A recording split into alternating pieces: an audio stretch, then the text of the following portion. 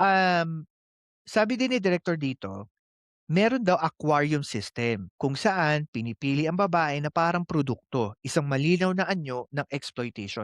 Alam mo, I watched some of the older videos, movies ng Filipino movies before.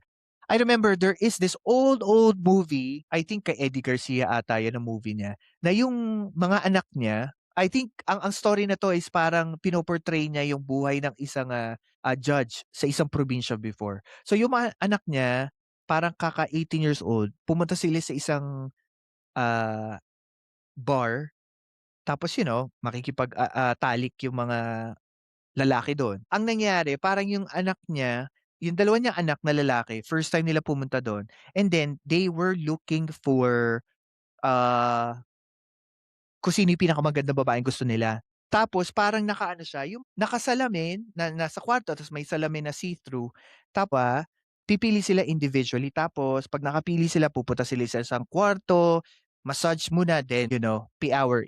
Parang yun yung napi-picture out ko sa sinabi ni direktor. Pero kung titignan mo 'no, kung totoo yung, sinabi ni direktor dito parang ang baba ng standard na natin. Kumbaga gano'n na kababa kasi parang ang tingin ko po kasi sa gano'ng sistema, yung aquarium system, parang ano yun, parang pagkain lang ang tao sa gano'ng lagay na kapagka hindi mo nagustuhan, isusuka mo lang. Parang walang halaga yung mga tao nasa loob ng aquarium na yun. Para bang after nun, um, wala na, 'di ba? After ka makipagtalik ano na mangyayari doon sa babae, 'di ba? I don't know na hindi ako naaawa, pero parang meron akong konting feeling na parang sorry for the term, pero kailangan ko sabihin, naaasiwa ako. Kasi paano mo yung gano'ng pambababoy sa sarili mo bilang babae, na parang kung sabihin mo na nangyari maaati mo ba na mangyari and paano mo makikita yung sarili mo every night na ginagamit ka? Ewan ko, hindi ko alam. I'm just trying to figure out how things work.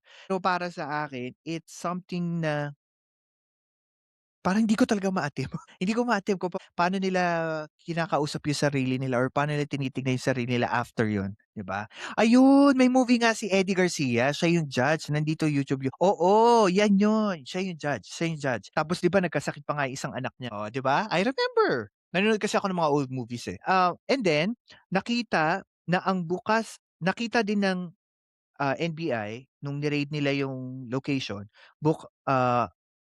open daw ang paggamit ng drugs sa loob ng establishment. Alam niyo nakakalungkot dito, nagiging open na even in Philippines, na po tayo maglokohan. Alam po natin 'yan.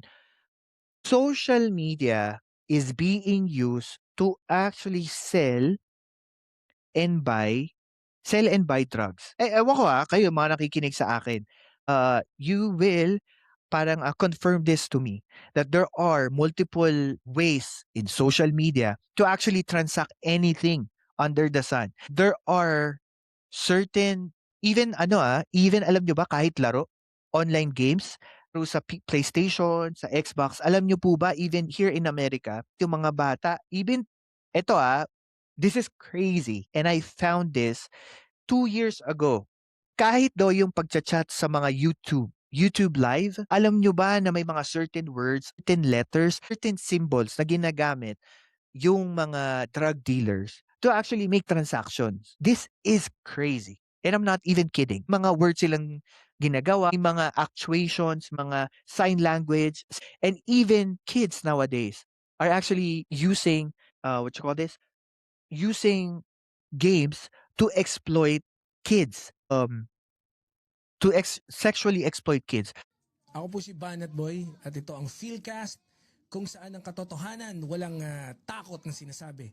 Like, share at subscribe na.